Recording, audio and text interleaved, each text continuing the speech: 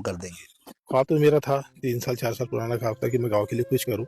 लेकिन अब ये गाँव वालों के हाथ में है, अगर वो चाहेंगे, वो कहेंगे कि भाई तुम करो, तो मैं करूँगा। अगर वो कहेंगे कि नहीं तुम मत करो, तो मैं नहीं करूँगा इसको। जब मेरे गाँव वालों के लिए कर रहा था और गाँव वालों की मर्ज़ी के आगे मैं जाऊँगा। यानी अब बिना गाँव वालों की इजाज़त के कुछ नहीं नहीं, होगा। अब गाँव वाले ही सामने खड़े होंगे तो ही करूँगा, तो नहीं करूँगा।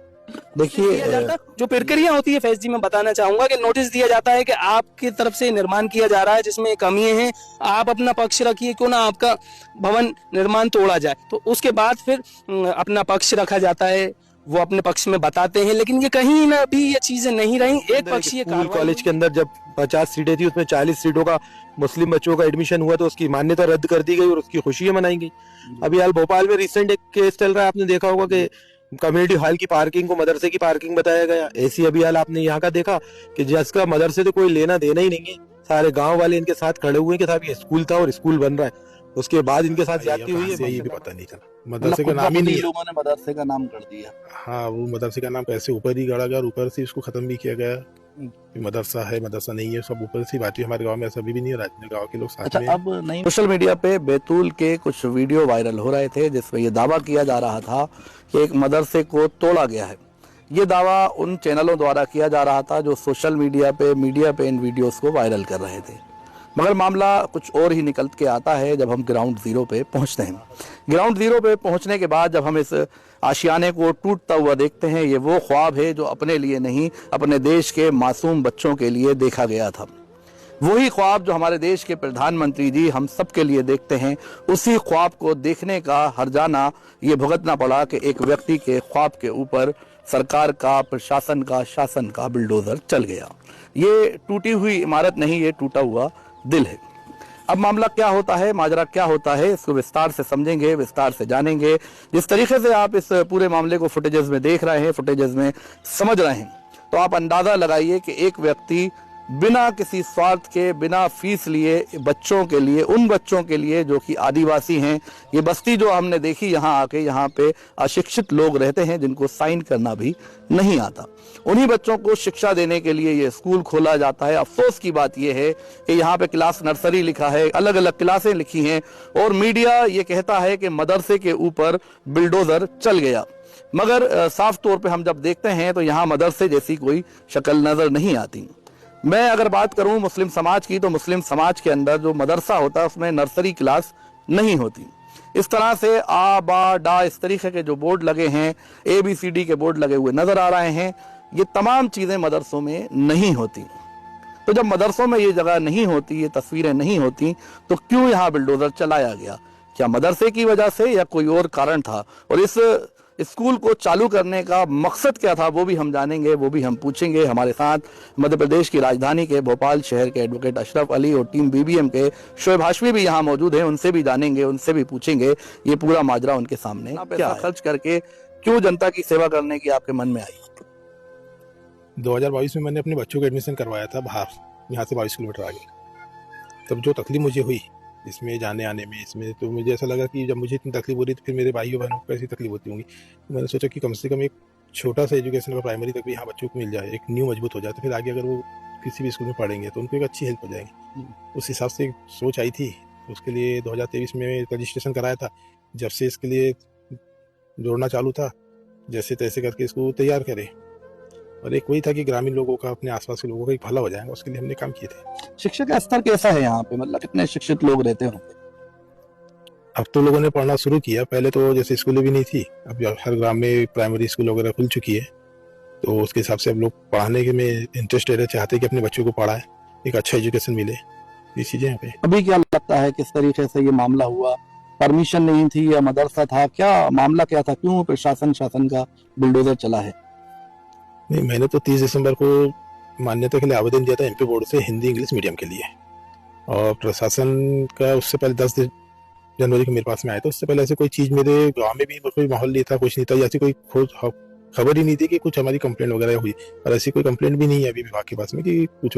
लेकिन जब यहाँ आए तो चेक किया साहब लोगों ने आके कि बोले कुछ नहीं यहाँ पे, तो मेरे डॉक्यूमेंट भी देखे और उन्होंने चले गए थे। लेकिन दूसरे दिन रात में सचिव साहब आए और उन्होंने कहा कि भाई कल और नहीं तो फिर बुलडोजर से आपको भवन को तोड़ दिया जाएगा। तो इससे थोड़े डरे, और नजदीक हमारी तहसील है, वहाँ जाके हमने एसडीएम साहब को, तहसीलदार साहब को, सीओ साहब को आवेदन दिया कि भाई एसएसएम को नोटिस मिल रहा है आज ही पहली बार, तो हमारे पे कोई कार्रवाई नहीं की जाए। हमारे को अगर हमने एनओसी नहीं ली थी, हमको बताया था कि ग्राम पंचायत से एनओसी लेनी थी, लेकिन वो ऐसी भूलवश थी कि याद ही नहीं था, ऐसा कुछ पता नहीं था कि एनओसी भवन निर्माण के लिए इतना जरूरत था कि जब भवन बन जाएगा तो भवन को संचालित करने के लिए ग्राम पंचायत से एनओसी लेनी पड़ती है। तो मतलब आपको कहीं ना कहीं मिसअंडरस्टैंडिंग थी या जानकारी कम मिसअंडरस्टैंडिंग थी कि भवन निर्माण के लिए लेना। तो जैसे ही कहा उसी दिन हमने 11 तारीख को भी आवेदन दिया सचिव साहब को कि भवन निर्माण की एनओसी के लिए जो भी अगर हमसे भूल हो गई है तो उसका जो जुर्माना होता है हम जरूर जुर्माना दे देंगे। और फिर 12 तारीख को एसडीएम साहब को, तहसीलदार साहब को, सीओ साहब को भी दिया था। और उसके बाद में जब वहाँ से ऐसा लगा कि नहीं ये कुछ कार्रवाई रुकेंगी नहीं, हो सकता तो हो जाए, इसलिए हम फिर 13 तारीख को कलेक्टर महोदय के पास में भी जाने लगे। वहाँ जाके हम लोग पहुंचे। उसके बाद में जो भी घटनाक्रम हुआ आप लोगों को टीम देखो, मुझसे बार बार बोलना अच्छा, ये बात जो मदरसे वाली थी, कहाँ से बात निकल के आई कि मदरसा, क्योंकि ये साफ तौर पे स्कूल नजर आ रहा है, कहाँ से ये बात सामने आई? ऐसी कोई बात तो ना हमारे गांव में पहले चली ना आज चल रही है, ना ऐसा कोई सुना ही नहीं हमने कि मदरसे की बात आई है। और कहाँ से आई ये भी पता नहीं चला। मदरसे का नाम ही नहीं, लोगों ने मदरसे का नाम कर दिया। हाँ, वो मदरसे का नाम कैसे ऊपर ही गढ़ा गया, ऊपर से इसको खत्म भी किया गया कि मदरसा है मदरसा नहीं है, सब ऊपर से बात। हमारे गांव में ऐसा भी नहीं है, गांव के लोग साथ अच्छा, में। अब नहीं, क्या लगता है अगर न्याय मिल जाता है, आपको इजाजत मिल जाती है स्कूल संचालित करने की, तो क्या इस ख्वाब को आप आगे बढ़ाएंगे या इस ख्वाब को यहीं खत्म कर देंगे? ख्वाब तो मेरा था, 3 साल 4 साल पुराना ख्वाब था कि मैं गांव के लिए कुछ करूं। लेकिन अब ये गांव वालों के हाथ में, अगर वो चाहेंगे, वो कहेंगे कि भाई तुम करो तो मैं करूंगा, अगर वो कहेंगे कि नहीं तुम मत करो तो मैं नहीं करूंगा इसको। जब मेरे गांव वालों के लिए करा था और गांव वालों की मर्जी के आगे मैं जाऊंगा। यानी अब बिना गांव वालों की इजाजत के कुछ नहीं, अब गांव वाले ही सामने खड़े होंगे तो ही करूंगा, तो नहीं करूंगा। देखिए, ये जो बात है जिसके लिए हो रहा था, अगर वो सामने आएगा तो ही इस ख्वाब को अंजाम तक पहुंचाया जाएगा। हकीकत बात है। अशरफ जी, एज एडवोकेट अगर हम बात करें, इस पूरे केस को किस तरीके से देखते हैं? देखिए, दरअसल ये जो भी कार्रवाई जो हुई है, ये कहीं ना कहीं हमारे कॉन्स्टिट्यूशनल राइट्स और जो हमारे लिए कानूनी प्रक्रिया जो है उसकी हनन किया गया है बहुत ही सख्त तरीके से। क्योंकि जिस तरह से नईम जी से बात हुई और मुलाकात हुई, उन्होंने बताया कि एक इंसान ख्वाब देखता है।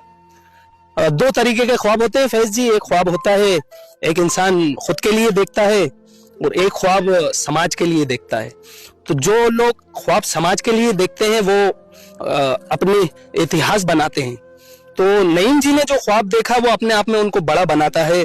उन्होंने सोचा कि मैं जमीन खरीदूं, फिर उस जमीन को खरीदने के बाद उस भवन को निर्माण के लिए उन्होंने कार्य शुरू किया।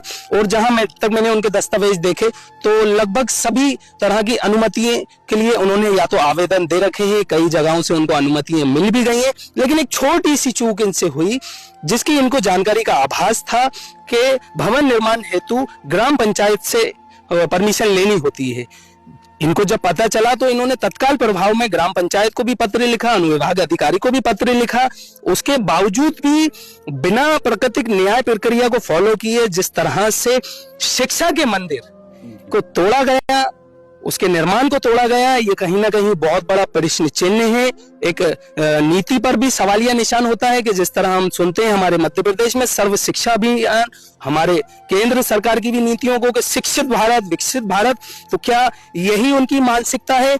चाहते तो अगर इनसे एक छोटी सी चूक हुई थी तो इनको नोटिस दिया जाता। जो प्रक्रिया होती है फैज जी, मैं बताना चाहूंगा कि नोटिस दिया जाता है कि आपकी तरफ से निर्माण किया जा रहा है जिसमें कमी है, आप अपना पक्ष रखिए, क्यों ना आपका भवन निर्माण तोड़ा जाए। तो उसके बाद फिर अपना पक्ष रखा जाता है, वो अपने पक्ष में बताते हैं। लेकिन ये कहीं ना भी ये चीजें नहीं रही, एक पक्षीय कार्रवाई हुई है जिसके लिए हम यहाँ आए हैं। और आज हमने इनकी तरफ से उपस्थित होकर न्यायपालिका में भी जज महोदय ने, क्योंकि 14 तारीख को इसको बचे हुए निर्माण को तोड़ने के लिए स्टे दे दिया था और उसी दिन नोटिस इशू किया था संबंधित अधिकारियों को। वो कोर्ट ने सख्त शब्दों में कहा था कि अगर इस आदेश के बाद भी अगर किसी भी तरह की तोड़फोड़ होती है तो हम अधिकारियों को बख्शेंगे नहीं। और आज को 21 तारीख वहां संबंधित अधिकारियों को उपस्थित होना था तो वो अपना समय लेकर गए। हमें पूरी उम्मीद है आगे हम अपनी न्यायपालिका में बहुत मजबूती से पक्ष रखेंगे। और न्याय एक वंचित और एक हर एक नागरिक का अधिकार है। शिक्षा के क्षेत्र में भी जिस तरह से संविधान कहता है कि 6 वर्ष से लेकर 14 वर्ष तक के बच्चों को मुफ्त शिक्षा प्राप्त की जाए, उनको शिक्षा दी जाए। उसके बावजूद भी हम यहाँ देख, ऐसी स्थिति में अगर एक इंसान अपने निजी व्यापार स्कूल खोल रहा है, अपने गांव के लिए सुनहरा सपना देख रहा है, तो मुझे पूरी उम्मीद है कि न्यायपालिका से इनको राहत मिलेगी और नईम जी अपने ख्वाब को पूरा करेंगे और अपने क्षेत्र को विकास और शिक्षा के क्षेत्र में बहुत आगे लेकर जाएंगे। तो देखिए हमारे साथ एक सोशल वर्कर भी हैं, शोएब हाशमी जी, जो कि एक सोशल वर्कर है। As a social worker Shoaib, आपको क्या लगता है, क्योंकि ये भी सोशल वर्क है, इन्होंने भी ख्वाब देखा है, ऐसा ख्वाब आपने भी देखा होगा, यही स्थिति आपकी होती तो आप क्या करते? देखिए, जैसे फैज भाई, जो भाई ने ख्वाब देखा था अब्दुल नईम साहब ने,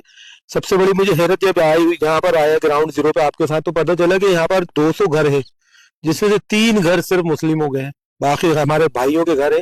उनके लिए इन्होंने स्कूल का सपना देखा था, क्योंकि जब इन्होंने अपने बच्चों को बाहर स्कूल में पढ़ाया तो काफी तकलीफों का सामना करना पड़ा। तो इनकी एक सोच थी कि मेरे गाँव के बच्चे यहीं पढ़े, अच्छे से रहें।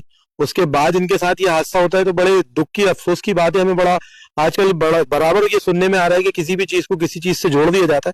जैसे आपने अभी हाल कश्मीर के अंदर एक स्कूल कॉलेज के अंदर जब 50 सीटें थी, उसमें 40 सीटों का मुस्लिम बच्चों का एडमिशन हुआ तो उसकी मान्यता रद्द कर दी गई और उसकी खुशियां मनाई गई।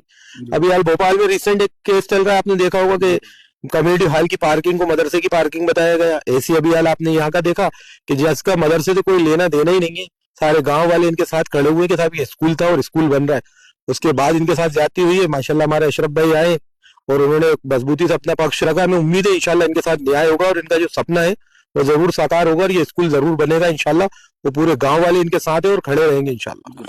देखिए, क्या जो बातें आपने सुनी, अब्दुल नईम को सुना, एडवोकेट अशरफ अली साहब को सुना आपने, और ये जो इमारत है ये देख सकते हैं यहाँ पे किस तरीके से ढहा दी गई है। और ये पूरा जो नुकसान हुआ है ये पूरे समाज का, पूरे देश का नुकसान है, सिर्फ अब्दुल नईम का नुकसान नहीं है।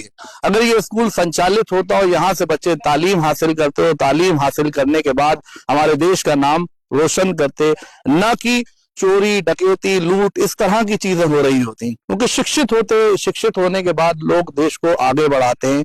जब बेरोजगारी होती है, शिक्षा नहीं होती, तो आदमी अपराध की तरफ बढ़ता है।